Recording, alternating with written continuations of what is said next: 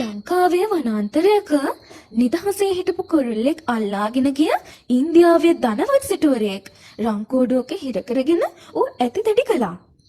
ඉතින් දවසක් මේ සිටුවරයාට නැවත ලංකාවට යන්න සිදු වුණා. කුරුළු යාළුවා, මං හෙට නුඹේ මවුරට යනවා වෙළඳ කටයුත්තක් සඳහා ලංකාවට. කරුණා කරලා ඔබ යන්න කලින් මා මේක උඩුවෙන් නිදහස් කරන්න. අනේ මම ඔබෙන් බැගෑපත් ඉල්ලනවා. මට නිදහසේ පියාඹන්න ඉඩ දෙන්න. බෑ, කොහෙත්ම නුඹව මම නිදහස් කරන්නේ නැහැ. මට කරදර කරන්න එපා. මම ඔබව නිදහස් කරන්නේ නැහැ. හරි එහෙනම් මගේ මේ ඉල්ලීමට කරන්න. ලංකාවේ කුරුළු වෙන වනාන්තරයට ගොස් එහි සිටින මගේ මිතුරන්ට පවසන්න මිනිසෙකු මා අල්ලාගෙන කූඩුවක දමාගෙන ඉන්නා බව. හරි, මම නුඹේ ඒ ඉල්ලීම ඉටු කරන්නම්. මම මේ කැලේට ගොස් නුඹගේ යහළුවන්ට මං ඒ පණිවිඩය පවසන්නම්. ඉතින් වෙලෙන්දා රුවල් නැවක නැග ලංකාව බලා පිටත් වුණා. ඉතින් සිටුවරයා කුරුල්ලාගේ ලෙසට එම වනාන්තරයට ගියා. කුරුළු යාළුවනේ, මට නුඹලාට පණිවිඩයක් කියන්න තියෙනවා. මේ පණිවිඩය කිව්වේ මට නුඹලා සමග මේ කැලේ සිටි නුඹලාගේ කුරුළු මිත්‍රයෙක් ඔහුව මිනිසෙකු විසින් අල්ලාගෙන කූඩුවක දමා සිර කර ඉන්න බව නුඹලාට කියන්න කියලා ඒ කුරුල්ලා මට කිව්වා. වැටුණා නේද? අපෝ, මේ කුරුල්ලා මැරිලා වැටුණා.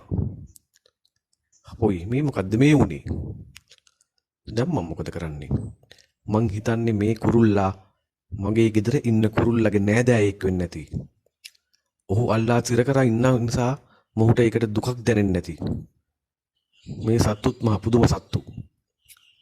ඒ දුකට තමයි මේ කුරුල්ලා මැරිලා වැටුනේ. ඉතින් කුරුල්ලා වැටී මියගේ දසුනෙන් දුකටපත් සිටුවරයා නැවත තම රටට යන්න වරායට ගියා.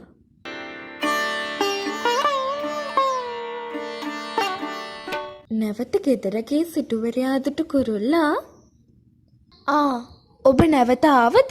ඉතින් ඔබ මට සුභාරංචියක් ගෙනාවද? නැහැ, මට කියන්න තියෙන්නේ දුක හිතෙන අසුභාරංචියක්. මං ගිහින් ඔයා කියන්න කියපු විදිහටම ඒ වනාන්තරයේ සොයාගෙන ගොස් ඒ කුරුල්ලන්ට ඒ පණිවිඩය කිව්වා. මං ඒ පණිවිඩය කිව්වා විතරයි ඔයා වගේම කුරුල්ලෙක් එකපාරටම ගහ උඩ ඉඳලා සිහි නැතුව බිම ඇදගෙන වැටුණා. ඒ කුරුල්ලා මැරිලාමයි වැටුනේ. මට කරන්න දෙයක් නැහැ. මේ මොකද්ද මේ වුනේ? මෙයාටත් එහෙම වුණා නේද? මම මේ පණිවිඩය කිව්වහම මෙයාට දුක හිතෙන්න ඇති. ඒ කියන්නේ ඒ කුරුල්ලා මෙයාගේ නෑදෑයෙක් වෙන්න ඇති. ඒ දුකට තමයි මෙයාටත් මේ සිද්ධිය වුනේ. මෙයත් මැරිලාම වැටුණා. ඔව්, මෙයත් මැරිලා වගේ තමයි මට පේන්නේ. මං මේ පණිවිඩය නොකිය ඉන්න තිබුණේ. මේ කුරුල්ලට ඒක දරා ගන්න බැරුව ගියා. ඒකයි මෙයත් මේ මැරිලාම වැටුනේ. දැන් මොකද කරන්නේ? බලමු, පොඩ්ඩක් කල්පනා කරලා බලන්න ඕනේ. මොකද්ද මං දැන් කරන්නේ? මොකද්ද මේ වුනේ? ඉගිලුණා නේද? මූ මාව රැවට්ටුවනේ. නපුරු මිනිහෝ, ඒක ඔබට අසුභාරංචියක් වුණාට මට ඒක සුභාරංචියක්. ඒක තමයි මේ හිරගෙදරින් නිදහස් වෙන්න මම යොදාගන්නව නෑ උපාය මොකද්ද කියලා මා අල්ලාගෙන ඉන්න කෙනා අතේම මට කැලෑවෙන් එවපු පණිවිඩය. ඉතින් සිටුවරයාට මෙලෙස පැවසූ කුරුල්ලා නිදහසේ කියලා ගියා.